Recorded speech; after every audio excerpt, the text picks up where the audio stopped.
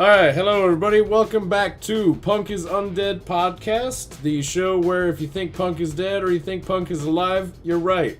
Either way, doesn't matter. This is episode 2. Don't you even worry about it. Special episode. We got a special guest today. We have Patterson, the bassist for American Heretics. Go ahead and say hi there. What's up? How are you doing?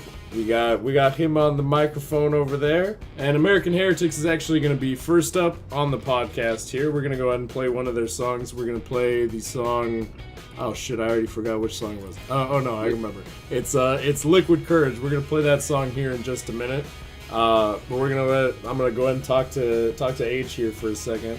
So, let me ask you a couple of quote-unquote professional interview questions here. Sure.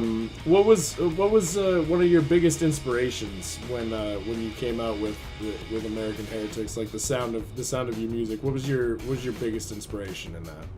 Well, the biggest inspiration has got to be just trying, and it's weird because it's not coming from any one source. There was a lot of stuff that we all listened to that it just organically happened that way, and it starts to shine. It just sounds like early 2000s, like something that was just sitting on your shelf this entire time, and you just now got around to listening to it. And it's not like we were trying for it, it's just the way that it organically happened, and I couldn't be more tickled. Couldn't be more tickled about it. And now, you have a very like Rage Against the Machine kind of sound going on. At least in my opinion, I've heard that from a couple other people. What do you think about that? Absolutely, I'm thoroughly pleased with that. One of the new songs that we've been playing, Belushi Get Down. I literally get to be Tim Comerford for a song, and it's a guilty pleasure. It really is. Yeah. Yeah, absolutely. Rage Against the Machine was one of my favorite bands growing up, and being I don't know, like I don't want to say that people are saying that we do sound like Rage Against the Machine, but having that word tossed around when they're talking about our music, it's such an ego boost. It really is. Yeah. Well, I feel like getting compared to Rage Against the Machine is not necessarily a bad thing. Me no. as an individual, I don't really like being compared to other people, which sucks because people often say I look like Markiplier. But do that a little bit of Markiplier, like. But I feel like it's kind of like what's the word I'm looking for? It's kind of like a buzzword, you know. People just kind of throw it around because that's the first thing that they think of. Absolutely, and the way that and it's not just Rage Against the Machine. People always listen to a little bit of our music, and it comes from a different song here or there, and they're like, "Oh wow, this is like got a real Blink 182 thing," or "This has got a real." And they'll always name a successful band, and I'm okay with that. I mean, there's a reason that those bands were successful, and if we've got any of those kind of elements, it just means that we're trying to do something right. In my opinion. Well, it's better than being compared to a band that didn't end up making it, you know. Oh, sure, absolutely. And now I'm going to go ahead and ask you a question that doesn't pertain to music at all. What's your third favorite reptile? My third favorite reptile has got to be the gecko. The gecko, yeah? Yeah. I like geckos. Small, and they're... when I lived in Hawaii, we kind of had a couple of geckos that just sort of chilled around the house, and they never really... I don't know, they never really got into my business too much. Yeah. I like geckos. I think snakes are cute. If any of you listening to this give a shit, my favorite reptile is a snake. My third favorite, I'd probably say a chameleon because they got googly eyes and it's just fucking funny. They do. That's in my top 5 for sure. All right. So you heard it here first. Patterson, his third favorite reptile is the fucking gecko. And we're going to go ahead and listen to Liquid Courage real quick. Now, the name of the band again was American Heretics. You can check them out on Spotify. You can find them on Facebook. Where else can we find you? Oh, we're on Deezer and Tidal and Google Play and Amazon, 150 different outlets. And you can also find us on stealourmusic.com, where you can literally just go steal our music. Yeah, you can download it for free. I did it like 5 minutes ago before this podcast started. I went and downloaded their music. And if I had any fucking money, I would definitely donate. And make sure you donate if you have the money for it, because they're just giving you their music for free. What are you, an asshole? Go donate. All right. So now this is going to be Liquid Courage by American Heretics.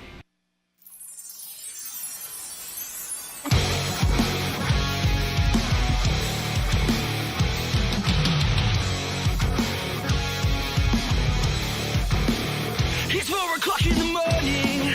I can't seem to find a wink of sleep. I'm probably gonna be late.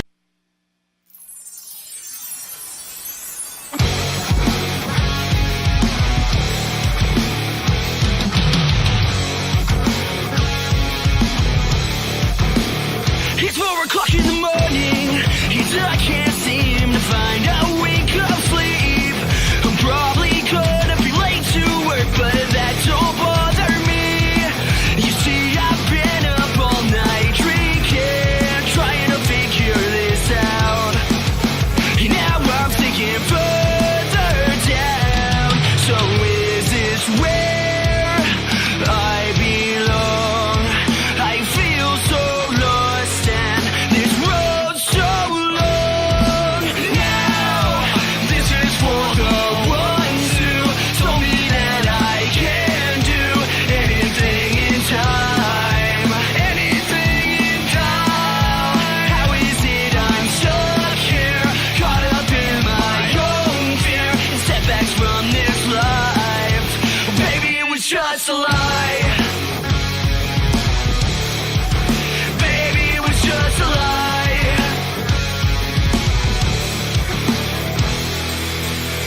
Baby, I don't wanna sound pretentious, no, but I got this feeling in my soul. Whoa, these words that I write need to be heard, but sometimes I just don't feel alright, and it's getting worse.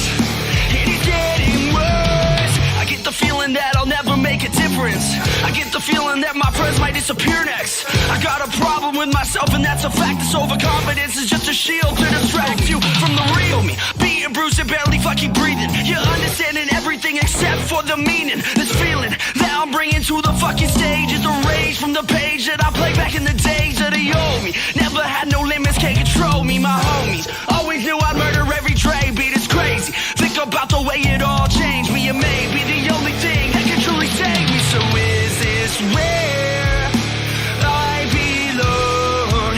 I feel so lost and this road's so long. No, this is for the ones who told me that I can do anything in time.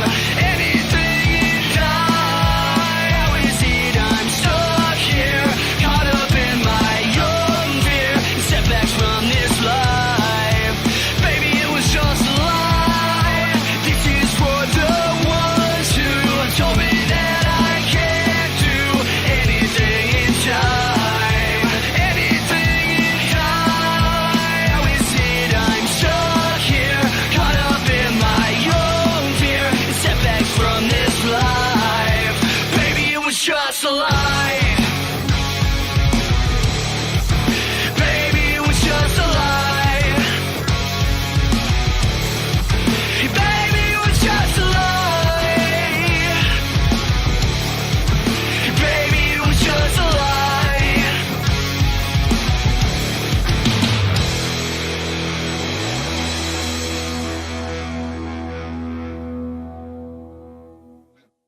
All right, and so once again, that was Liquid Courage by American Heretics, and you can find them all over the place. Go to stealourmusic.com. You can download that whole song for free.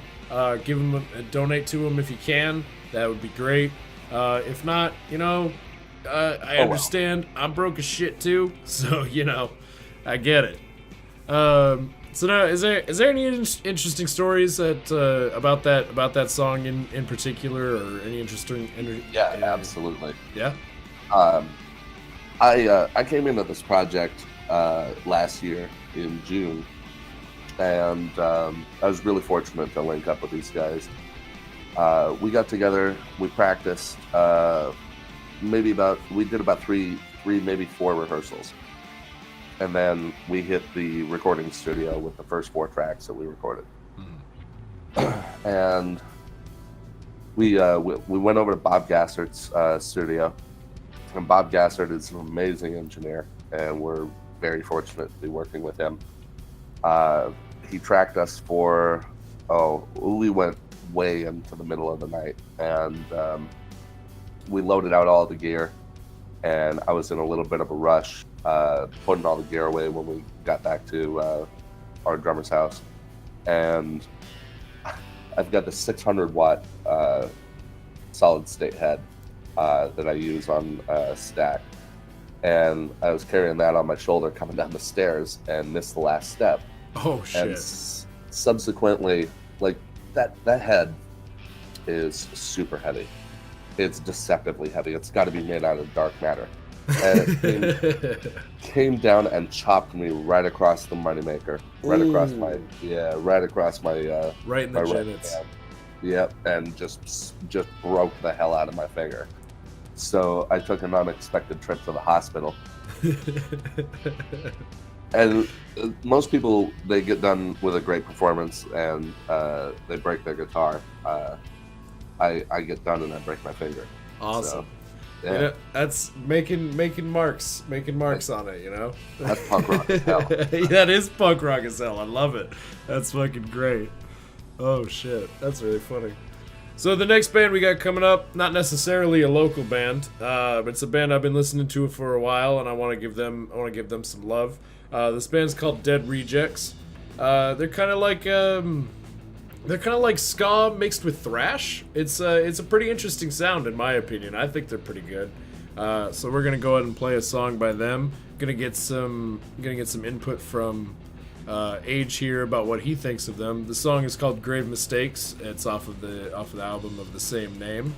So we're gonna go ahead and play them, and we'll be back in a moment.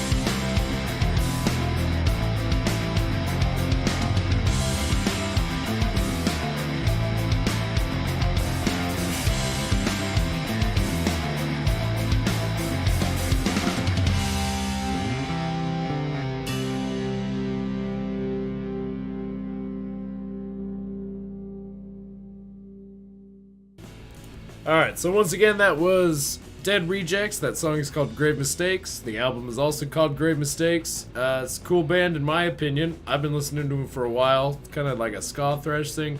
In my opinion, it's very reminiscent of Mighty Mighty Boss Tones in a way, kind of like a ska chorus kind of sound.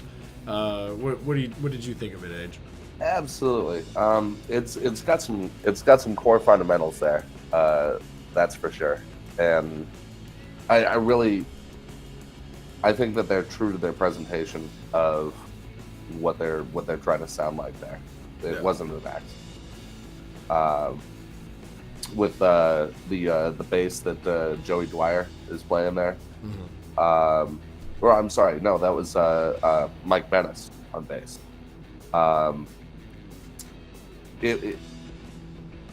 He really held it together. Yeah. It made the whole thing go. It's just exactly the way that it should have gone. So it's a good driving force, and it's definitely something that I probably would have been listening to early 2000s. Yeah. Now they're out in New Jersey, right? Yeah. That's from what I know. Yeah. That's pretty hardcore. Right. I'd play a show with those guys in a heartbeat. Dude, I think they're pretty awesome. Personally, that's I've been listening to them for the last couple of months. I found them on Bandcamp just randomly. I found those guys on Bandcamp, and I've been listening to them ever since. I like ska core. Ska is kind of not. It's kind of frowned upon, I feel like, in the punk community a little bit. But I think there's a place for ska. You're not wrong. There was a definite separation that was going on there. Yeah. Back in the early '90s, I used to hang out at this place called the Green Room in Great Falls, Montana, and we'd get like some what ended up being like pretty big ska bands that would just like come through, like punk and ska band, and Operation Ivy, and those were the good old days. Yeah, definitely. Where like Operation Ivy was like they had 2 more songs to go, and the singer like shouted out, he's like, "Who's got a couch for us to sleep on?" Yeah. That's crashed on my floor. That's really like the classic punk thing, because I mean punk's never been a huge thing in its own right. It's always been like a really core community, and it did get popular. What was it like late '90s, early 2000s? Would you say? Mm-hmm. Like with bands like The Offspring and Green Day and stuff like that. We got that whole pop punk wave. Sure. But I really think like the really core punk and ska scene was really kind of stayed the way it was, which is kind of like the basis for the whole name of this podcast. Is I don't think punk ever really died or was ever really alive to begin with. I think it's just always kind of been around in its own small little core community, you know? Yeah. Can't kill it if it wasn't alive in the first place. Exactly. And then the point of this podcast is we're bringing it back from the dead, or it's still alive. Whatever your opinion is on punk music, it's still alive, or we're bringing it back from the grave. Either one, I don't really care. You're right. So I mean, personally, I'm me as an individual, as an internet personality, blah blah blah. I grew up as like a classic metalhead, like my dad listened to, Motorhead, Metallica, Megadeth. I grew up as a really classic metalhead, and nowadays I'm really into the punk music, for personal reasons that I won't really go into, just because internet, But I really appreciate the punk scene and what it stands for, whether it ever gets popular or doesn't or anything like that. Absolutely. I mean, it's always had a niche scene to it that's just been dear to my heart, and if I ever get accepted into it, I'll be tickled pink. I mean, I personally, I love the whole scene of like punk and indie music and all that. Is I have like a perfect anecdote is the correct way to pronounce that word, in case any of you were wondering. I have a perfect anecdote for that. So me and my younger brother, Wheezy Clam, we go to shows a lot together. That's like our bonding experience kind of thing and everything. We within the same week we went to two different shows that were two very different shows. We went and saw the Casualties at the Pin down in Spokane, Washington, and we had a blast at that show. You know, it wasn't a huge show by any means. It was an okay sized show, but we had a blast. We had a lot of fun. The community was great. The people were great and everything. The band, of course, was great. But within the same week, we also went to see Megadeth live at the Spokane Convention Center, and Megadeth was great, but the show itself was just, honestly, it was just kind of boring. Like it's in a stadium, you got to stay in your seat, and there's so much security, all that kind of thing. And so, in my personal opinion, the indie bands, the punk bands, the smaller community, it's just a lot more fun, and everyone seems to have a lot more fun at those kind of shows. Absolutely. I've always liked a smaller, more intimate venue. Mm-hmm. And I think that breeds a lot of what's the word I'm looking for? I think that breeds a lot more. Like of a personal touch, you know, even like with your band as well. Like the way I met you was literally just, I was at your show and I was like, hey man, that was a cool set, and I talked to you about my podcast. You were like, yeah, I'd be down to come on the podcast, and then here we are. Like I think that's fucking great. If I tried to do that with Megadeth, I'd probably be tackled by security and thrown out of the venue, you know. Probably. Their security team don't mess around. No, they do not. But it's also, you know, it's understandable why that is, because I mean, Megadeth's a world famous band and everything, and certain things that have happened in that kind of community, like Dimebag getting shot, you know, Dimebag from Pantera. So obviously there is a need for that security, but it also kind of sucks for the people that don't want to shoot famous people in the face. Yeah. And one thing that I've noticed that's happened, I've played in quite a few bands, and now in the age of the internet, we're so much more accessible. Yeah. Like everybody has a line directly to me, night or day, you know, like they send us a message on Facebook and it pings through on my phone. There's just no separation on it. Yeah. And like I've got a couple of friends on Facebook that I've met throughout the years. One in particular, Mike Alonzo, is the drummer for Electric Six. Mm-hmm. And he's currently drumming for, is it Flogging Molly? I want to say I'm pretty sure he's drumming for Flogging Molly. But the amount of traffic that he has to deal with, of people just, you know, like dropping him a line, but like, hey, you know, finding time for all of those people has just got to be a nightmare, you know. And I know that there's going to become there's going to be a tipping point. And then like I try to get back to, you know, people that reach out to us because it matters, you know. And eventually there's going to become a tipping point where I'm just not going to be able to I'm not going to be able to get back to everybody. And I don't know, that kind of, it hurts my heart a little bit, because I know that someday I'm going to be perceived as a dick who just doesn't care. Yeah. You know, because I simply just don't have the time to do it. Yeah, and that's I feel like that's something that people don't necessarily understand. Like actually semi recently I was told that somebody told me that they met Bill Nye, you know, Bill Nye the Science Guy, that everyone knows Bill Nye and everything. Science Guy. But I was told, somebody told me they met Bill Nye and they said he was a dick. And I was like, I don't know if that's true. Like, what was the situation where you met him? You know, because he could have been like, because people like that, they get bothered all day long, and like you only have so much that you can give out and be like, yeah, oh, that's great meeting fans, blah blah blah. I'm sit here and chat with you, but at some point, you gotta sit there and be like, I want to go back to my room. I'm tired. I gotta get out of this situation, And it kind of sucks because you end up having all those stories just as they go around, and it seems like with anything really, the negative stories always end up coming to light more than the positive ones do.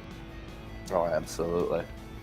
As a matter of fact, the show that we played on the 21st, we're new and we're nobody, and we were really fortunate to be playing with FEAT Jester on their stage. They have amassed a hell of a following, and Cameron is incredible with his business sense, and Cameron is center vocals. Okay. And then Willie as well, bass player, tall, wanky.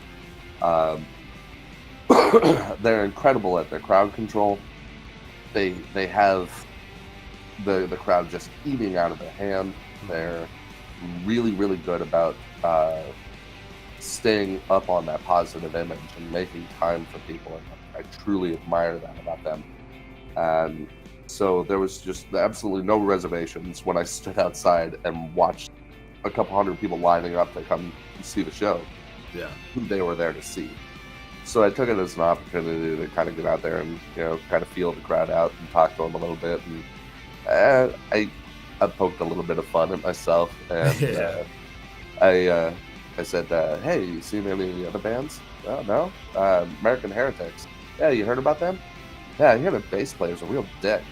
Yeah, I was at that show. I remember you telling me about that. I thought that was hilarious as shit. I'd love to imagine the faces of the people in the crowd when you walked up and you were the bass player. Yeah. I'd love to see that. I'd pay money to see that, really. Yeah, and I definitely want to, I never want to lose that. I never want to, take myself too seriously with any of this.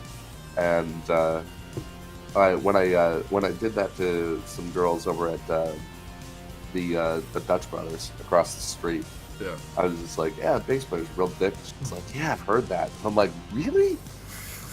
I'm a nice guy." I feel like perpetuating these rumors about me. I'm sorry. I'm gonna put an end to this right now. Hi, I'm a bass player for American Heretics, and I'm really sad now. That's amazing. I feel like, to be fair, I feel like she was probably just agreeing to agree with you. Of course. That's still really funny. Well, I'm gonna go ahead and perpetuate that right now. The bass player of American Heretics is not a dick. He's an awesome guy. He's a cool guy. And in case you, for some reason, are tuning into this podcast right in the middle, Patterson, we have him here. He's the bassist for American Heretics, and he's an awesome guy. He is not a dick.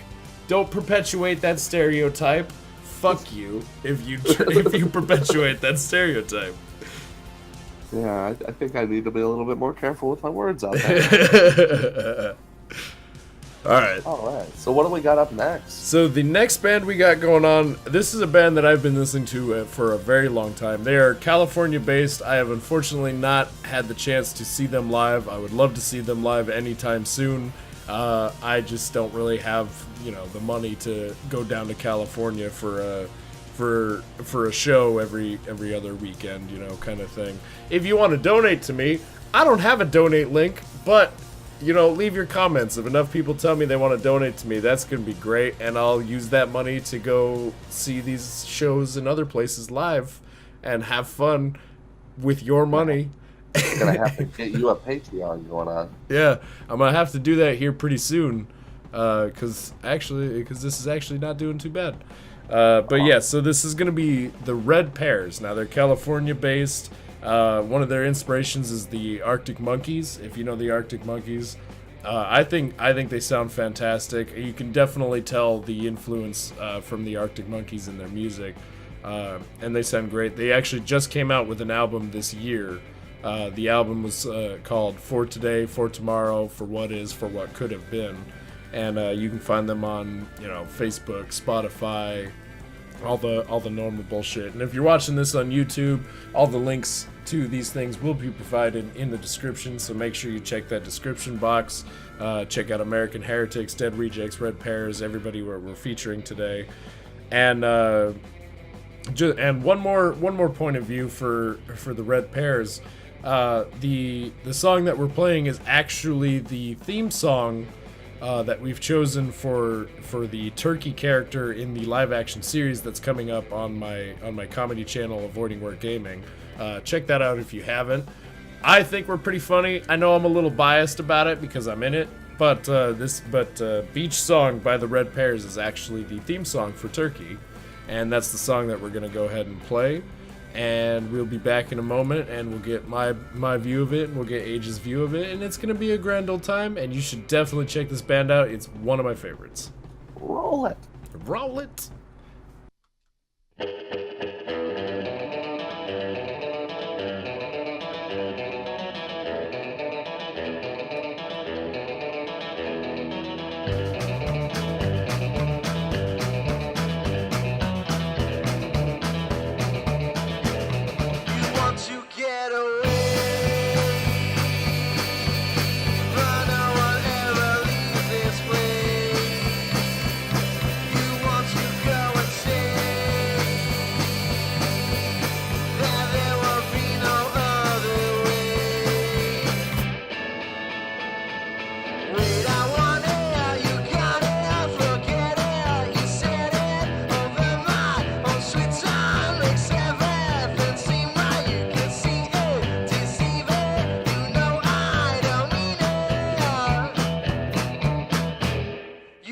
To comprehend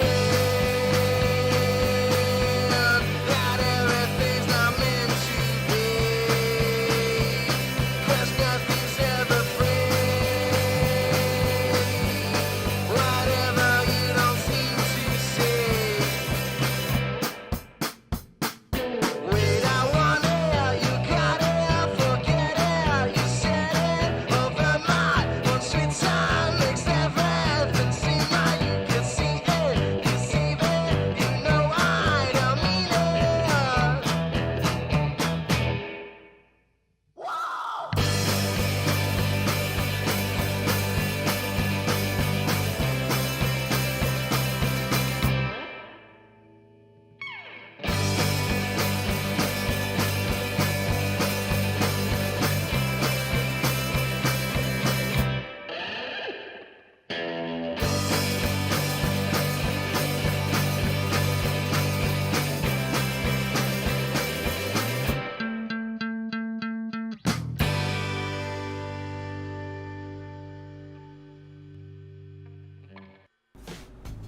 Alright, so one more time, that was Beach Song by the Red Pears. Check them out on Facebook, check them out on Spotify. Honestly, I don't know if they have an Instagram, I didn't look, but links will be provided in the description of the YouTube video, or whatever you're watching this on. I'll find a way to get that link to you.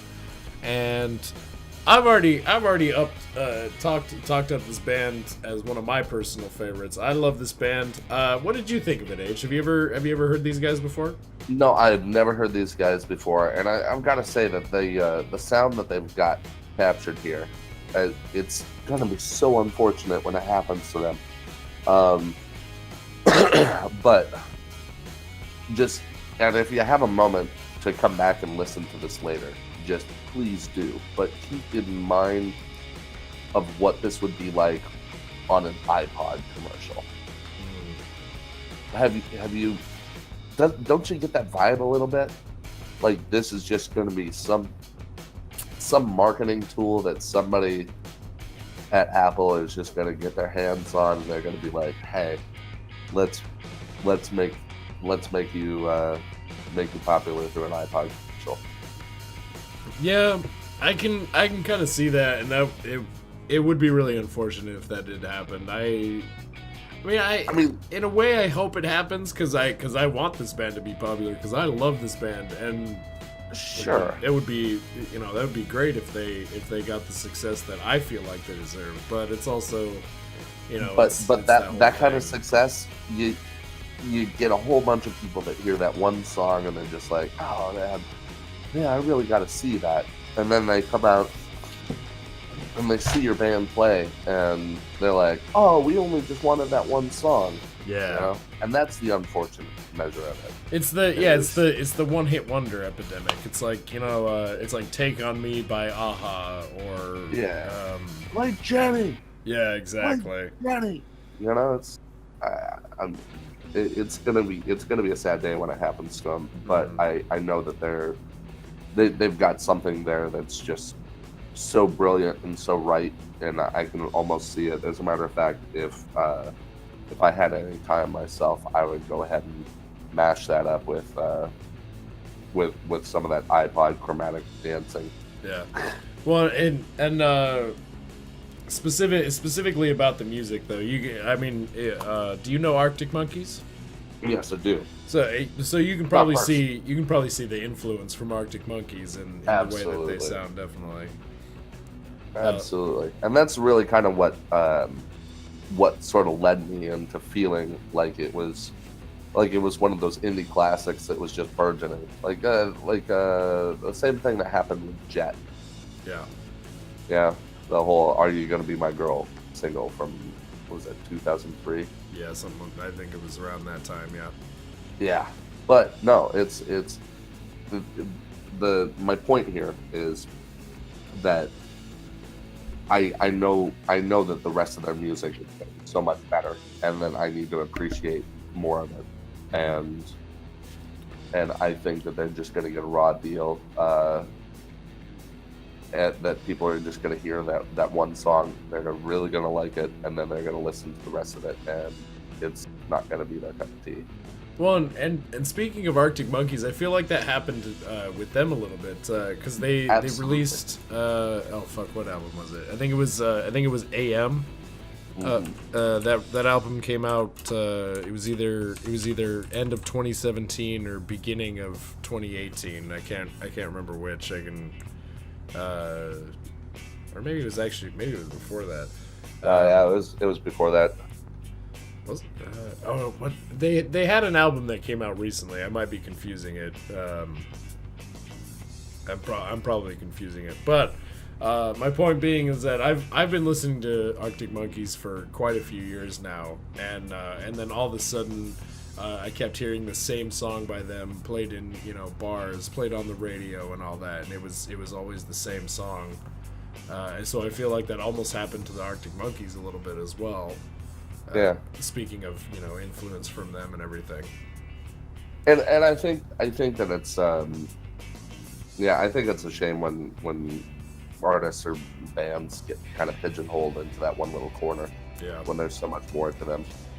Well, yeah, and it happens to a lot of bands. I mean, even bands that somehow get past that, they get into that hole for a while. Like what's a good example of that? Like even Blink-182. Like Blink-182 is super popular. Everyone knows Blink-182. They've been around for a long time. They just recently made a new album, all that.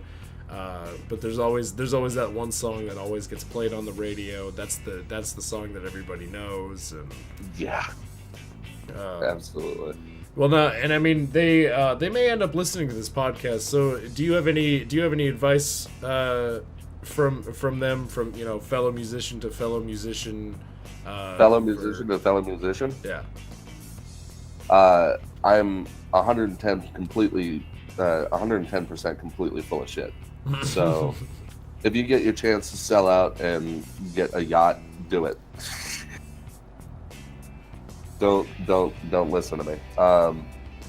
But I think, God, I really want to listen to some more of their music. Well, I definitely think that you should. I'm going to.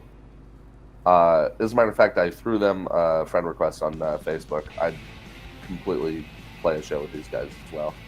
That would be a show that I would 100%. I would find a way to make the trip or whatever if it happened somewhere where. Yeah, if you're listening, didn't happen in the local area, I would go to that fucking show in a heartbeat. If you're listening, hit us up on Facebook. You're coming through Spokane, we'll make it happen. You heard it here. Red Pears, come to Spokane. Please, for the love of God, I want to catch one of your shows without having to drive all the way to California. I would love that. But yeah, that's I'm gonna one more time plug them again, because like I said, this is one of my personal favorites, so I'll plug them 6 times in a row. I don't really give a shit. That was the Red Pears. You can find them on Facebook, find them on Bandcamp, purchase their music, purchase some of their merch. If I had the money, I would have every piece of merch that they fucking have to offer. I absolutely love this band. It's one of my absolute favorites. So, and if you're listening, Red Pears, there's some advice from Patterson of American Heretics for you. And come to Spokane. You got someone who's already set up to play a show with you. So there you go. Come to Spokane, please, for the love of God. I'm thumbing through some of this music on their YouTube, and I love it. Yeah, Yes. I don't know what else to say other than what I've already said. They're a personal favorite of mine. I think they're one of the best bands that I've heard in recent years, honestly. So, but I'm gonna go ahead and stop talking about the Red Pears as much as I love them. We're gonna move on to our next band, and now this band is not local even in the slightest sense. This is gonna be Smiley and the Underclass. They are based out of the UK. And so they're an interesting. They got an interesting sound. They're a punkish reggae kind of sound going on, and they have one album out right now. It's called Rebels Out There, I believe. Let me. You know what? I'm gonna look that up before I make myself look like an asshole like I did in the first episode by calling an upright bass a cello. Which, by the way, let me just redact that and let all you know that I was very tired. And I was running off of like 7 or 8 beers that night. I know the difference between a cello and an upright bass. I said the wrong thing. I just want to fix that because that's literally my biggest regret with the first episode of that podcast. But yeah, Smiley and the Underclass, based Rebels out of... there. It is Rebels Out There. Okay, I was right. Yeah, Good. right. I didn't look like an idiot this time. But... So I'm gonna go ahead and I'm gonna play their song Machiavelli Blues, and give them some love. They're a great band. They got an interesting sound to them. They're definitely interesting. They're very political in the UK. So if you decide to follow them on Twitter, that's a thing you'll have to deal with. Is they're very political over in the UK. But they got a great sound to them. We're going to play Machiavelli Blues, and we're going to come back, and we're going to get some insight on Smiley and the Underclass.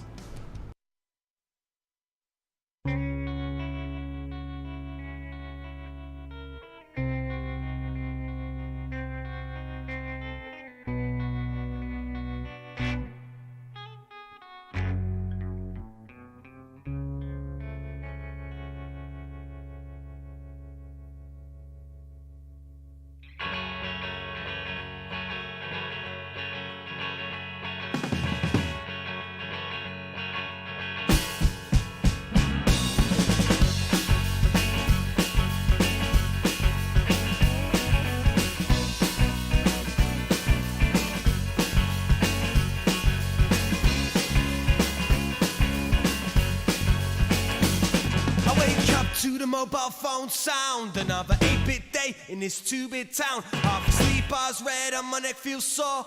The room still stinks from the night before. Come through the bedroom door, and as I move to the sink, I hit a first dog bark as I brush my teeth. Man, I'm looking at the mold above, but wondering what lies beneath. The people upstairs, they're like big Stanley with you, and it feels deep, the deep, deep, the deep, deep, to the deep, it's the deep, deep blue.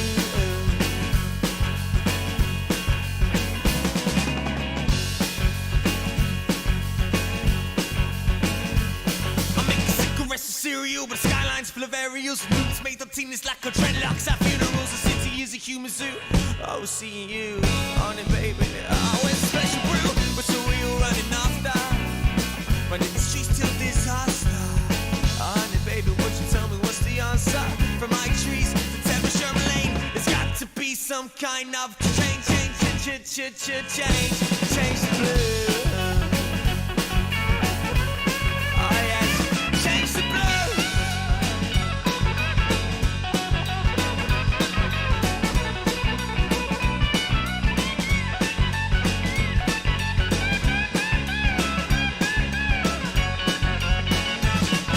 Sometimes I like to walk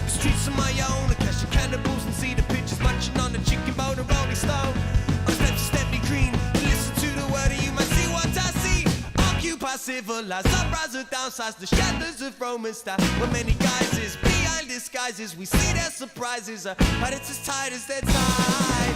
Me when mama dies, sit up to the telly. The man on Sky News is telling them life is scary. Upstairs, the smell of skunk is getting kinda heavy. Little Jimmy's turning Machiavelli with his Blackberry. Yeah, what you gonna do when you got the Machiavelli?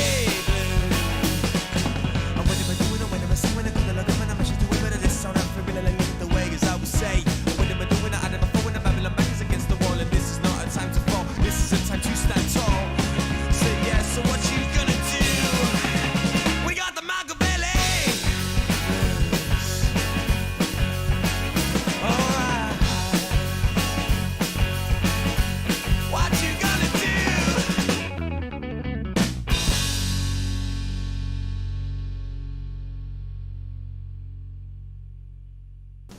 Alright, so that was Machiavelli Blues by Smiley and the Underclass. They're based out of the UK. I don't know if they're doing any sort of tour in the Americas anytime soon. Probably not. They just got done playing in Japan. Did they get to, oh no shit. I actually didn't know that. That's I'm glad that you brought that up. Touring out all over Japan. That's got to be pretty wild. Yeah, probably. Now So- they're heading back to Europe. So what did you think of this band? I was not prepared for this. In what way? I just the whole package of it. It's I really wanted to kind of get an idea of what it was while it was happening, and it was really hard for me to pin down because at first I was like, this is like something that you'd hear on like a Quentin Tarantino soundtrack, but then it's, you know, a little bit too UK for that, so Just it's a not bit, yeah. Guy Ritchie. And then I wasn't prepared for the way that these guys look. Like, have you seen them? Yeah, I have. Yeah. They are some objectively good-looking chaps, and there's just, I don't know. It's really hard to accept the whole thing as a package individually. Like there's just so many different elements to it. I feel like there's a lot of I feel like there's a lot of influence from the Clash in this. Sure, I could see that. Not I wouldn't say like a very heavy influence, but I definitely feel like there's some influence from the Clash in there. I don't know, they have a really unique sound, at least in my opinion. I haven't heard a lot of bands, whether they're from the UK or from the Americas or wherever they're from. I haven't heard a lot of bands that have a sound that's distinctly anything like this, really. Absolutely. And their bass player is definitely a Radiohead fan. You think so? Oh, absolutely. Yeah. Just the way that he was putting together some of his riffs. Yeah. Yeah. Absolutely. I'm a huge Radiohead nut, so you know, Colin Greenwood, probably one of my top 10 bassists. He's got a certain style about him, so that's definitely present. I like it.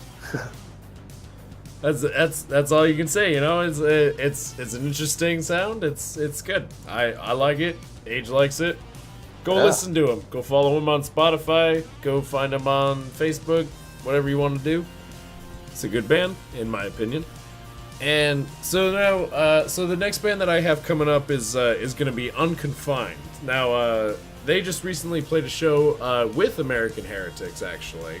Yes. What do you think about Unconfined, Age? Since you played with them personally.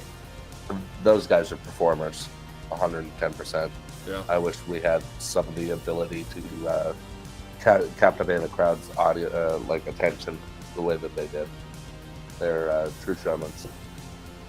Well, that was definitely interesting when they came on stage at their recent show. I was at that show again, obviously, because it's the same show that you were at. But that was definitely interesting. I had never heard of them before that show. But they came on shit. Hold on, let me do that line. They came on stage and I was enthralled. They were great. They were unexpectedly great. Like I didn't know what to expect from them, and as soon as they started playing, I was like, this is a band that I like. This is great. This is awesome. And it threw me off, really. If I'm being completely honest, I did not expect that from when they walked on stage to the point where they started playing. I did not expect what the sound that they produced. I wasn't at all prepared for that. Yeah, absolutely. They're working with some incredible cats that believe in them, and yeah, and rightfully so. Absolutely. All right, and so again, that band name is Unconfined. We're gonna go ahead and play the song "Budless" by them. Where you listen to the song, give it a listen, touch it with your ear holes, all that cool jazz, and we'll be back right after that song plays.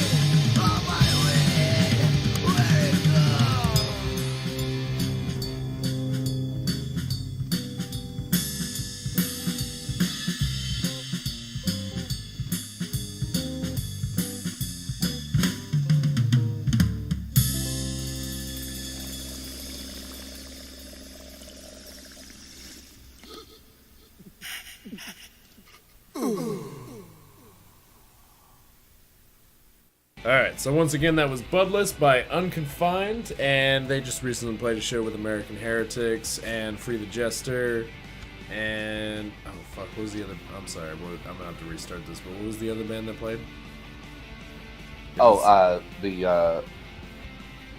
Nathan Chartre?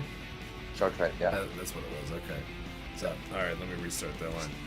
Alright, so once again, that was Bloodless by Unconfined. They recently just played a show with American Heretics, Free the Jester, and Nathan Chartre. And, Age, what do you have to say about Unconfined? These guys are absolutely killing it. They captured a lot of, I mean, like, first and foremost, very upfront is, of course, the very sublime sound that they've got going on. But they're really capturing some fundamentals of other music that's a little bit more deeply hidden behind that. So there's it's definitely not a one-trick pony. I know that they're going to produce something that's just going to be from out of fucking left field coming up next, that you're just never going to expect from them, and it's gonna hit, and it's gonna hit hard. Which is, and that's always great, and you keep them guessing, and you always come out with something new, and you don't know what to expect from them, which is, in my opinion, I think that's a really good, just a really good tactic in general, is that you never know what to expect from this band. Like I said, I had never heard of them before this show. And when they came on stage, I didn't know what to expect, and I was blown away personally. Yeah.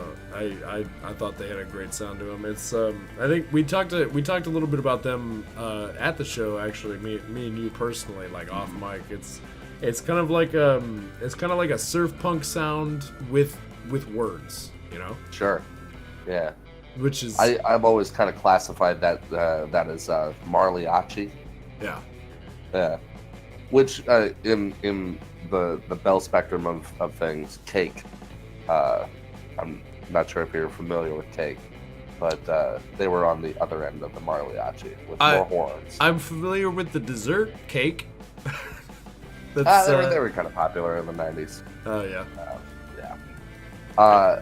The thing that blew my fucking mind about Unconfined is they just got done working with John Moyer. Which was the bass player for Disturbed. He was the guy who produced their recent recording, the one that they've got on YouTube right now, Taste. And I want to say that's the correct John Moyer. It's the only John Moyer that I know.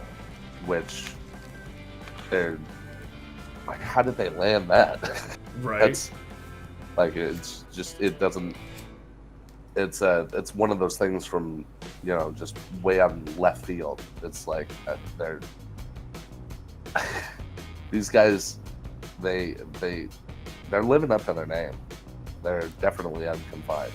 Yeah, I wouldn't expect anything less. I assume that we'll definitely be hearing a lot more from them. In the future. Like, I don't expect anything less from them.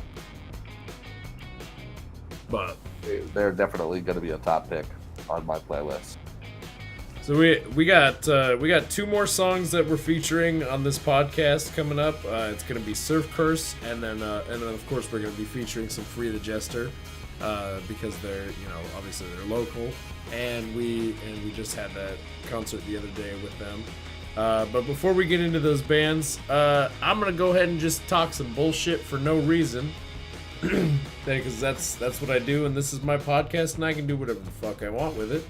So I'm gonna do some shameless self-promoting real quick. So if you haven't checked out my comedy channel, that's Avoiding Work Gaming, you can check it out. We've got a live action series that's coming out very, very soon.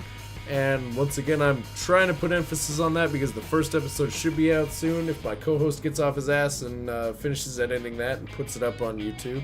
The live action show is going to be, it's basically an exaggerated, it's an exaggerated story of how the channel came to be and all the things we went through while we were making this channel. It's a very exaggerated version where we play the characters that we've established in the show itself. And once again, I know I'm a bit biased because I'm part of it, but I think it's goddamn hilarious. I've seen what we have going on so far in the first episode, and I think it's funny as shit. I am personally subscribed and I have turned on notifications, sir. I can't wait to see more of it. I'm glad that you said that, and I really appreciate that you said that. And then let's go ahead and do a little bit more promoting here. Once again, we got Patterson from American Heretics. This is a great band. Doing a lot. They're doing shows all over the place. Go check them out on Facebook. Check them out on Spotify. And with the way this podcast has gone, I'm probably gonna have Age come on the show more often if that's something that he wants to do. So you can always stay tuned and hear more of his sultry voice coming through the airwaves at you, getting that musical perspective on everything. And I just want to give a quick shout out to all the bands that were featured in the first episode. I'm sorry if I didn't mention something that I should have, or so on and so forth, but all the bands that I played personally, I think they're awesome and they're great. Don't forget to follow Punk is Undead on Facebook. We share local show listings all the time, show listings that we don't get a chance to share during the podcast itself. So don't forget to follow us on there. You can check out the local show listings and everything and stay updated on that. And anything you want to shameless self-promote there? Breaking news right now. Kanye West just tweeted out that he is nice at ping pong. So that's just another reason to be listening to this podcast. Yeah, we live fucking update from Kanye West's Twitter. That's what we have on this podcast. He is nice at ping pong. He's nice at ping pong. Not even good, just he's nice at it. That's nice. Great. Beautiful, really. I couldn't have said it better my fucking self. All right, let's get into some of the Surf Curse, yeah? Yeah, the next band we got going on, it's going to be Surf Curse. The song that we're playing is Fire Walk With Me. This is another one of those bands that's not particularly local to our area, but I've been listening to them for a while, and I think they're just fucking great. Give them a listen, touch them with your ear holes, and don't forget to like, comment, and subscribe on this podcast, because fuck you.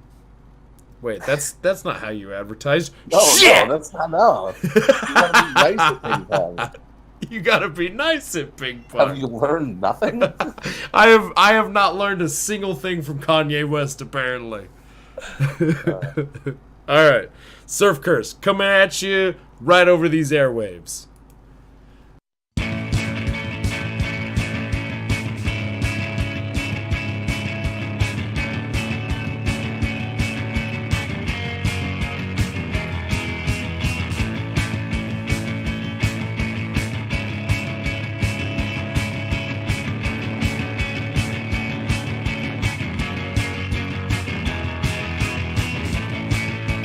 Fire walk away.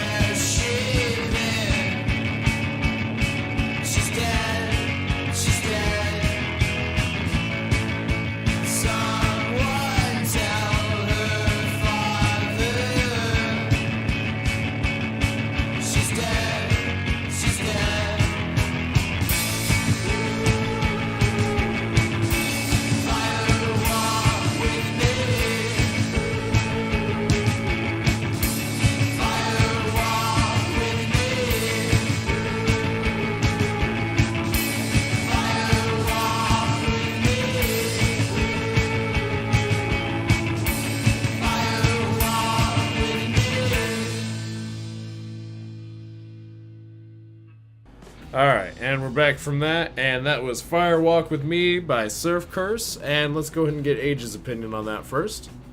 I think that, and walking into that, I was really hoping that was just going to be a cover of the theme from Twin Peaks. I could definitely see that there was an inspirational element, but it wasn't what I thought it was going to be going into it.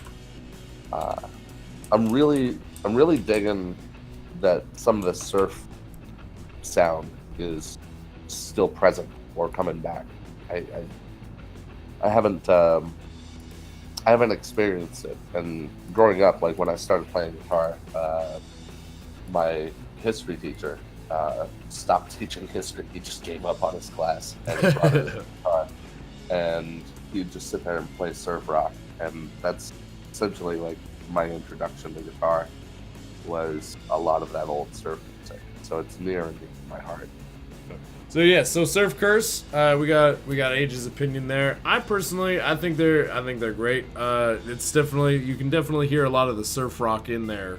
I agree with you 100% on that. They've got a little bit of a lo-fi vibe to them too, which I think is interesting. It's definitely a different sound than what I'm used to. It's that mix of like surf rock and lo-fi that kind of gives them their unique basis. And you can find them on Spotify. You can find them on Bandcamp. Purchase their album, all that. Find them on Facebook. They're not local to the area. I didn't have a lot of local bands to feature on this particular episode. I had a few, but not as many as the first episode, because the first episode was basically almost all local bands.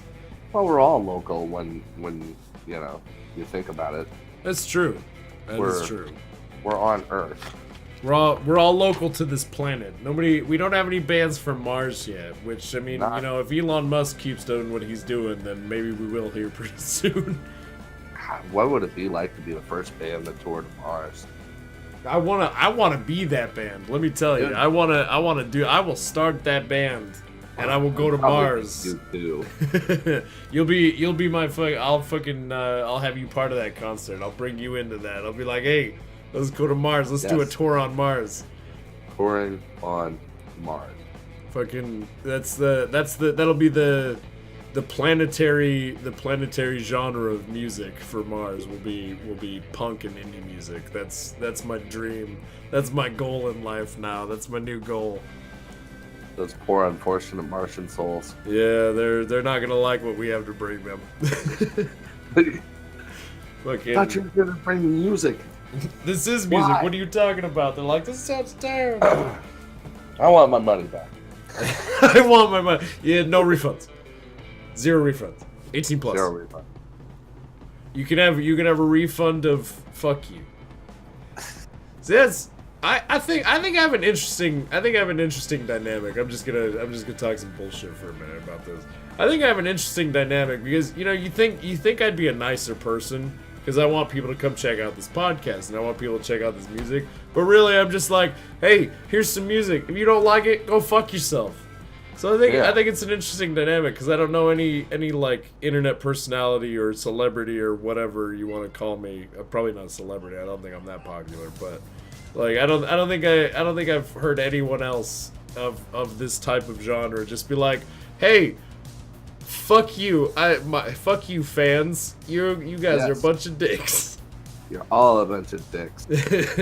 All of you. You just get the fuck out of here. Don't listen to this. But I actually do appreciate your feedback. Don't forget to comment. Let me throw that in there real quick.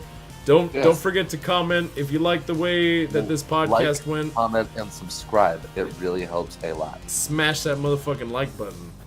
But yeah, make sure you comment if you like the format of this episode as opposed to the first episode, or give us your feedback or whatever, because you guys are, the fans are the ones that make this grow and everything. So we appreciate your feedback and everything, and that I'm sure that goes for you as well to a certain degree. Oh yeah, absolutely. No, if you want to drop me a message on on Facey Space or wherever, feel free to do so at any time. Hey, you heard it here. Age Patterson, Try message to him get on back to you. Facebook. Tell him what you like about his music, or tell him what you don't like about his music, or whatever you feel like. Or you could just send him a picture of a butt. I'm sure that'd be pretty interesting. Gonna get inundated with pictures of butts now. I feel like that's gonna happen. I feel like everybody that listens to this thing will be like, I'm gonna go send him a picture of a butt. I just inadvertently flooded your inbox with pictures of butts. I'm okay. I like have the to deal with hesitation on that one. You're like, that's I guess that's fine, but Gonna have to deal with that as Fe- it comes, I guess. feedback would be better. Pictures of butts are okay, but try not to flood it in there. You know, one of the things that I do with some of my spare time is I'll get on Twitch TV and I'll check out various streams and I'll pop in there and talk with people and some of them are, you know, like they ask, you know, I never really try to shove any of my music down their throat, but they're just like, oh, what do you got going on? Like, well, you know, here's this thing. And one of the streams that I went to, one of our songs caused this argument between this couple. Really? Like they had a full-on argument about our music. It was kind of uncomfortable, but really cool at the same time, I guess. I feel it. Yeah, and dude had an objectively, he had an objective opinion about one of our songs, and he didn't like one particular part of it, and he's perfectly well within his right to do that. And I tried to explain it to him. I'm just like, I'm perfectly okay with people thinking that my music sucks and telling me as such. The thing that really hits home with me is that I've given somebody a platform to have an opinion about it. Yeah. And whether you like it or you think it's terrible, I'm okay with hearing both. I really am. And if people don't tell me, because you get in this thought bubble of sycophants where they, you know, you're just doing your thing and your friends are just like, oh, that's really awesome, and it's not awesome. Yeah. You know, if it you don't get ends that up suffering feedback, as a result, you know?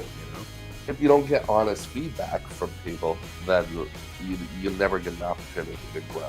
So Exactly. if you want to swing by and tell me that you think our music is trash, feel free to do that as well. It hurts a little bit more than hearing some nice stuff, but I'd rather hear the truth.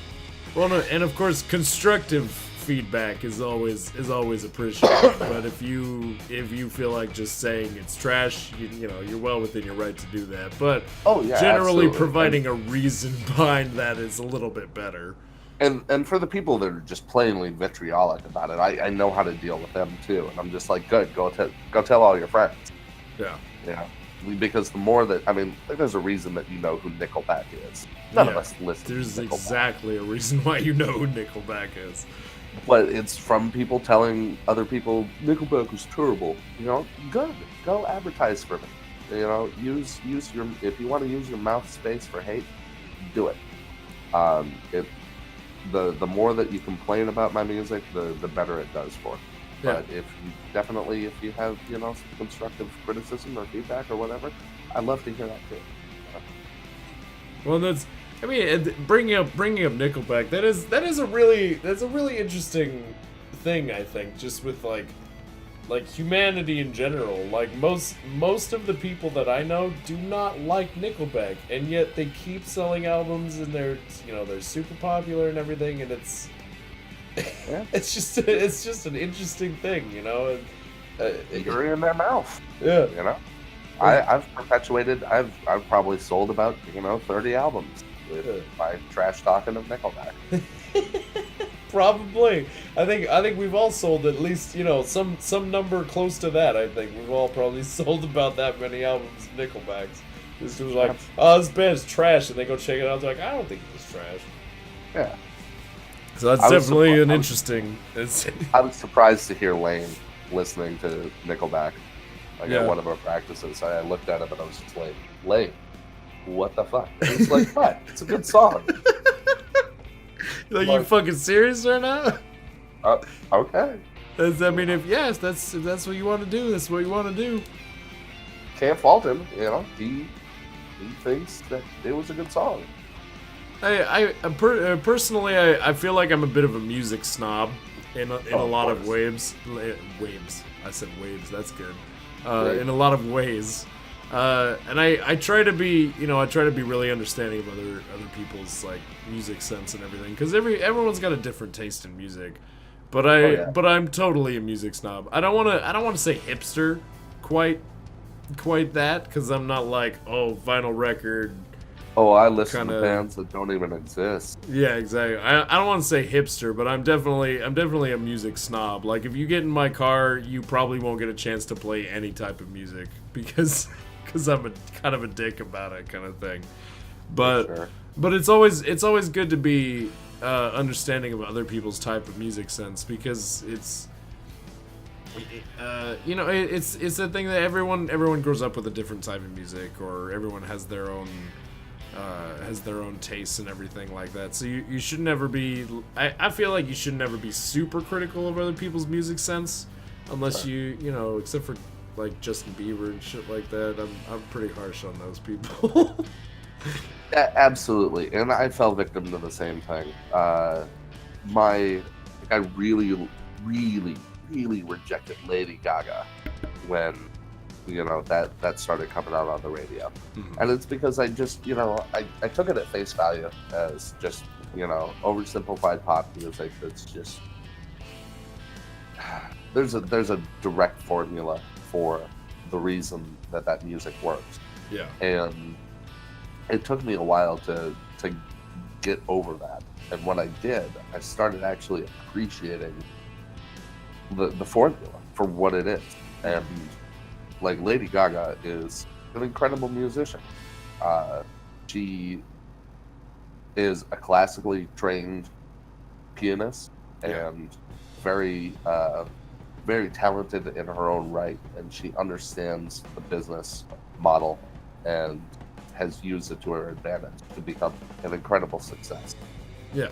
And if you can't take anything from that, if you can't learn anything from that, then you're really hurting yourself.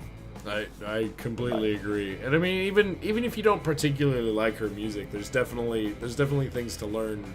I'm like I said, I'm pretty harsh on anyone who likes Justin Bieber, but even to that point, it's there's a lot of that in there as well. There's definitely something to be learned from every experience, or every musician, or everything. There's definitely something to be learned even from the worst. Sure. The worst of the worst, I never liked the Beatles. And that's how this podcast got 100 dislikes. And it did. And that's one of my greatest disservices to myself. It's just like, early on, I wrote them off as a boy band. Mm-hmm. And I really wish that I hadn't, because there's a lot of valuable lessons there that I know that I would have learned if I would have studied their music a little bit more in detail. Well, and I can agree with you on to some extent of the Beatles. Like, I personally I do like the Beatles. I don't feel like I like the Beatles as much as everybody else, because generally the Beatles are just regarded as this classic, like, masterpiece of a band, and I don't think they're quite that. Like, they had their problems, and I definitely don't like every song of theirs. Of course. There's definitely some songs where I'm like, yeah, this song is great, and other ones I'm like, I don't really care about this one at all. But there's always something to take away from that music and what they did as a band and as musicians and everything like that. Absolutely. And I probably shouldn't say this on this podcast, but I do feel like the Beatles have been very overrated for a very long time. It's and you're well within your right to have an opinion about that. Yeah, of course. Can't be faulted for it. Well, I mean, this is a podcast, so if we weren't talking about our opinions on music, then what's the point of this fucking podcast in the first place? Yeah. I mean, we feature some great bands, but other than that, if it was just me like, here's a band, music, here's a band, music. I don't think the podcast would be the same if that was the case. It would just be me like, hey, I like these bands, you should also listen to them. I could just do that in person with people. I could go to a show and be like, yeah, this band's cool, but have you heard this one? Like it'd be the same as doing that, and I don't feel like that's in its own right. I guess, I mean, it would be a podcast by definition, but I don't think it would be anything more than you that. Might as well be Pandora at that point. If you don't have something to say about it, then what are you doing? Yeah, it just doesn't. Yeah, but I agree with you. I agree with you with the whole Beatles thing and everything we just talked about basically. But this is starting to drag on just a little bit, so we're gonna go ahead and go on to our last band of the night, which is gonna be Free the Jester. And I'm sure Age has got plenty to say about Free the Jester. We're gonna play Press. That's not even the word that this starts with. We're gonna play Pass It to a Friend by Free the Jester.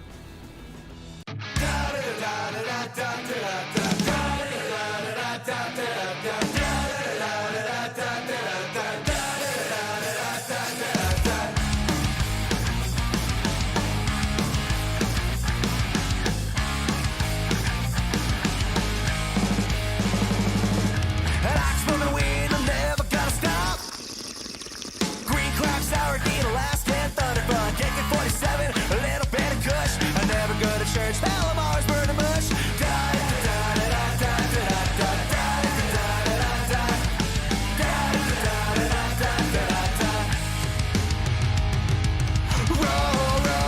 that joint and twist it at the end. Light it up and take a puff and pass it to a friend. Roll that joint and twist it at the end. Light it up and take a puff and pass it to a friend.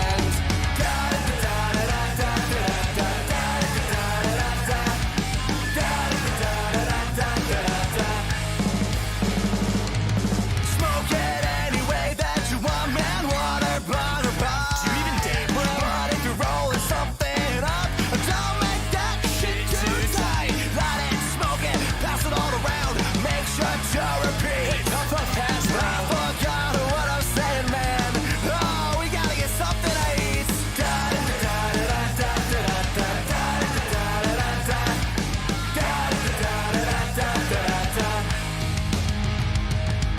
Roll that joint and twist it at the end.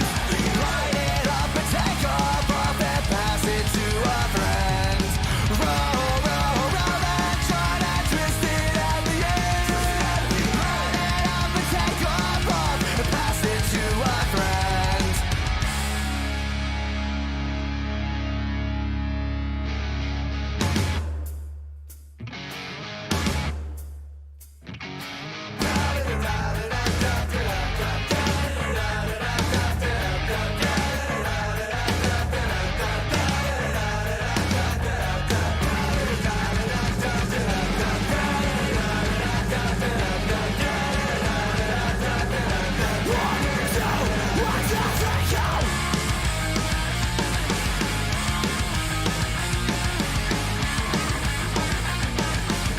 And you ain't getting this back.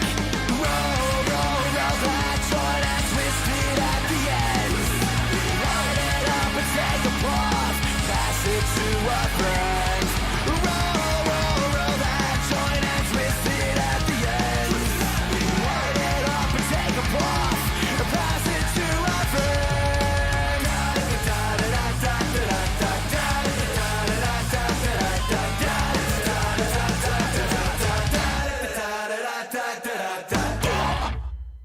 And so that, once again, was Pass It to a Friend by Free the Jester. They are a local band. You can definitely check them out on Spotify, Facebook, everything like that. Check them out if there's a show coming up. Follow us on Facebook at Punk is Undead. We post local show listings, so if Free the Jester has a show coming up anytime soon, we will definitely be posting that on the Facebook. You can also follow Offensive Poultry on Instagram. That's the turkey Instagram for Avoiding Work Gaming. But I also post things from shows that I go to. I post things about bands I liked, all that kind of jazz. Basically, it's the Instagram version of this show. So if you like the show, check me out on Instagram. And you'll get all your information there. And now, Free the Jester. What do you have to say about them, Age? Oh, what can't you say about Free the Jester? They are the ultimate party rock band. What you can't say about them, you can't say that they sound like 17 turtles having sex. You cannot say that. But I did say it, so that's kind of, You're walking a dangerous line. You're gonna get sued. Who am I gonna get sued by? The Turtle Commission? Shit, I don't know. Dude, I want to get sued by the Turtle Commission because I want to open that venue with them. Speaking of which, they've been kind of branding themselves with some Ninja Turtle stuff lately. Yes, they have. I have a promo poster from the April 21st show, that they did at the Big Dipper, and that's straight up. They just have the Ninja Turtles on that promo poster. It is, and I was telling my band members, I was like, man, I cannot wait until we get sued. It's just good press getting sued. It really is. You can't buy that kind of advertising. Getting sued by a major corporation, this band, it only stands to get your name out there. I mean, what are they going to do? Take our no money? I know, right? The worst people to sue are the ones who aren't making that much money in the first place. It's true. You're going to get nothing but disappointment. Yeah. The first episode of the Punk is Undead podcast, I got a content warning from the goddamn Gallows because I featured them on the show, and I got a content warning, and I was just what are they gonna do? I'm not monetizing on that video, and sure, and I don't gotta have any money. That maybe it's not even them doing it, you know. I don't think it's them personally. I think it's just the YouTube bot that's doing it. Like it found that content. It was like, hey, wait a minute, we know you don't own this kind of thing. One of the options that I have with my distribution, I'm distributing with DistroKid, which is actually a pretty decent platform if you're trying to get yourself out there. It takes a lot of the guesswork out of, you know, getting put up onto Spotify and iTunes and all that. I just upload it to that one spot. And some of the options that they have in there is like there's a YouTube content matching type thing, and I've made sure to uncheck that with our music so people aren't getting hit with content strikes. Well, I think that's an awesome thing to do, really. Absolutely. It's unfortunate when people take advantage of that kind of thing, because I think it's great that you do that. But me as an individual and a content creator and all that, I wouldn't take your music and like claim it as my own. Like I featured you guys on this episode of the podcast, but sure. I'm not claiming that that's mine. I'm playing the song and like, okay, this is American Heretics. They're the owners of the music. Check them out. Do this, do that, do that. But of course, there's always the people that are unfortunately going to take advantage of that, which sucks. But I don't think that's something that you can really avoid, and I don't think that really brings anything to the table to take it away from everyone because of the few people that are going to take advantage. Absolutely. I ran a moderately successful YouTube gaming channel like back in the day, and I had to deal with like people stealing direct uploads every once in a while, and that's kind of a shitty thing to do. And I did have to take action against that because they weren't like pointing anything in our direction. They were just like, it's us, we just uploaded this. Yeah. And it doesn't really do anything to drive, that kind of traffic to see more of what we're doing.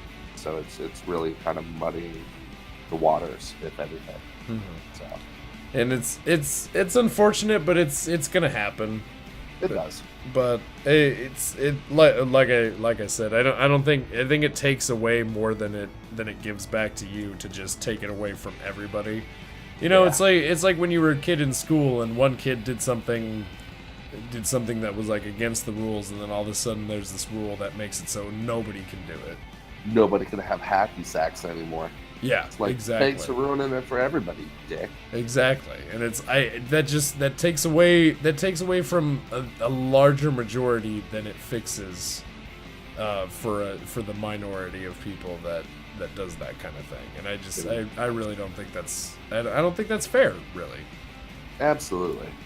But back to Free the Jester. Yeah, back to Free the Jester. That's the real thing that we were talking about. That's the real thing that we're talking about here. What a hell of a band. Right?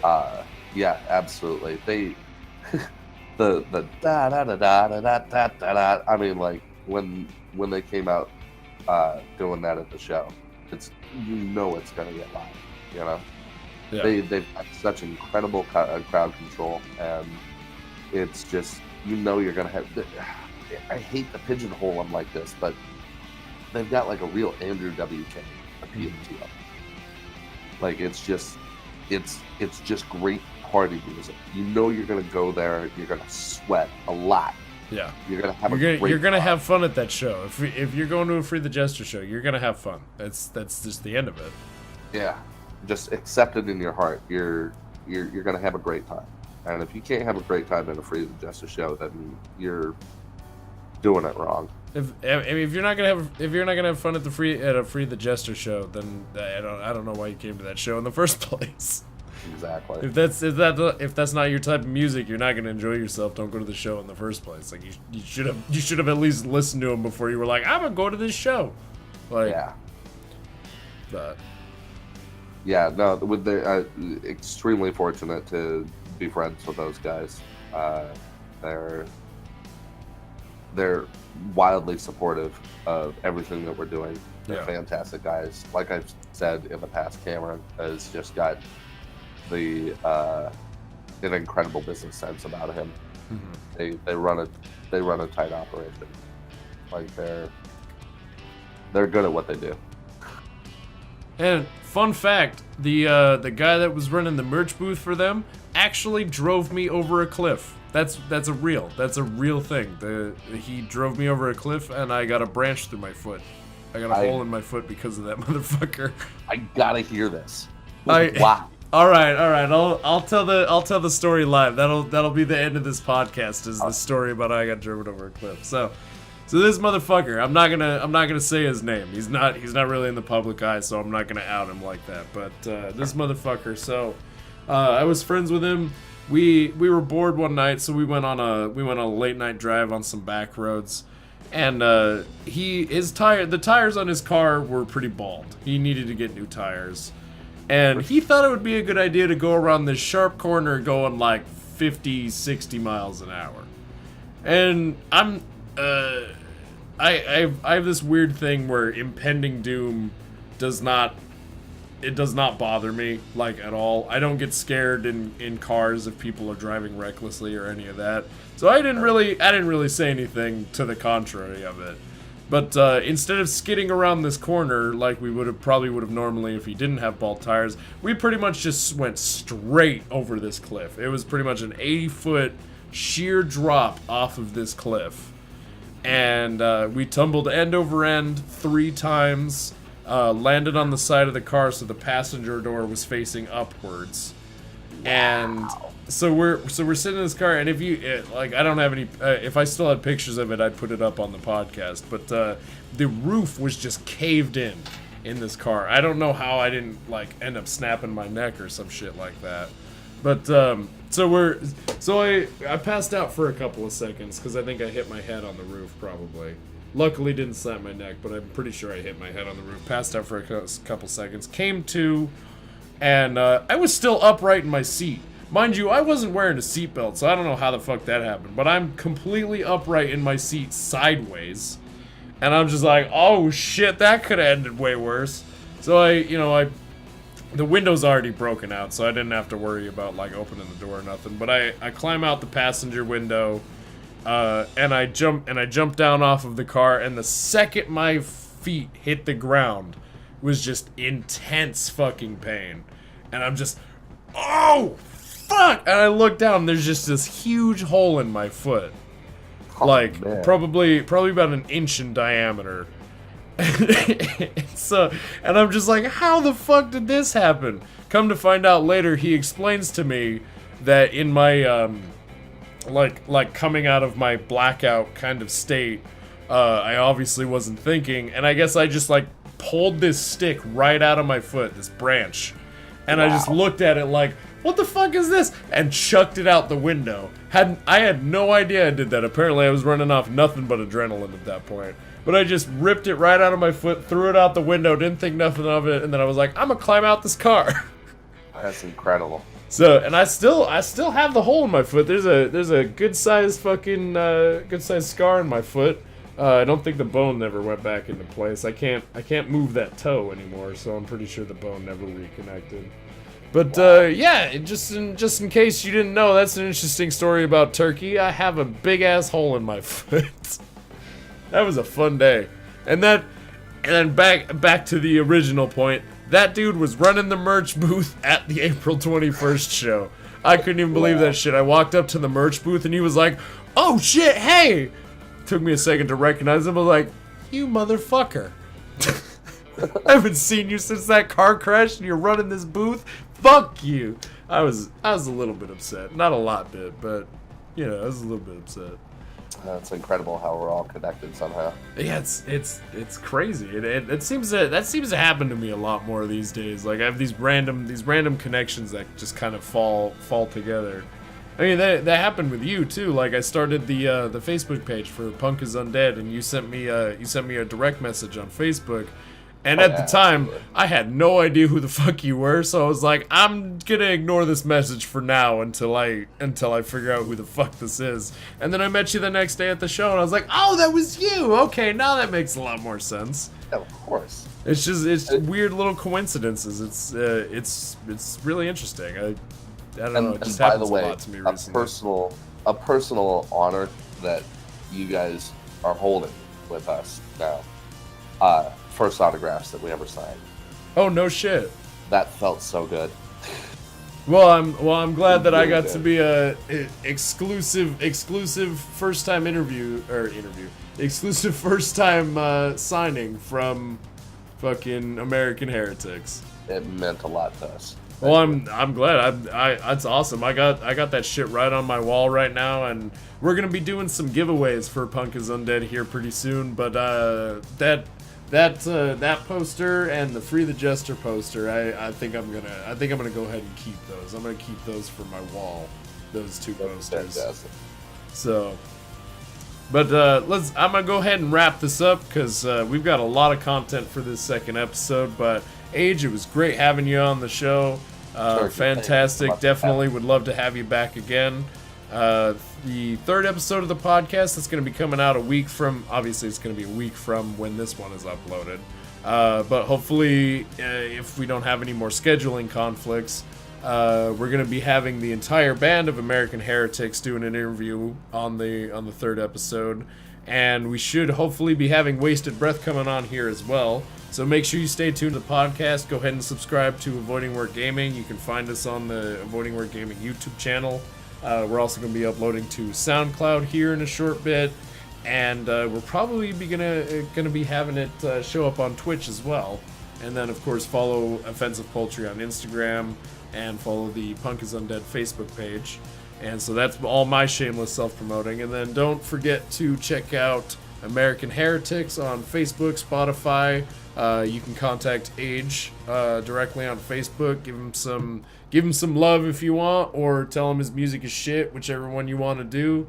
It's probably just going to be pictures of butts. It's probably going to be pictures of butts because of what I said earlier, but all I have to say about that is, yeah, it'll probably be a little annoying, but if you get a bunch of pictures of butts, I might cry. The fact if people listen to this podcast and actually send you pictures of butts, I might cry a little. I've never been able to do that before, and the fact that I might be able to do it now just makes me so happy. It's gonna be a thing. But any last words from you there, Paige? Oh no, I'm very honored to be on your show. I truly appreciate you taking this time to speak with me and yeah, of let course some of my wordy mouth neck Wordy stuff mouth neck. come out to your airwaves. So Yeah, thank you so no, much for it having was me. great. I loved having you on the show. I'll probably have you on again if that's something you want to do. So stay I'd tuned love for to. that. Probably gonna have some more H. Patterson on the show. And I don't know how to end episodes, so I'm gonna end it with go fuck yourself. No, I'm not gonna end it with that. Just kidding. Punk is Undead Podcast. Make sure to like, comment, and subscribe. If you think Punk is dead or you think Punk is alive, you're right. Make sure to drink weed, smoke beer, disestablish the government, and don't listen to your parents. Thanks for tuning in, motherfuckers.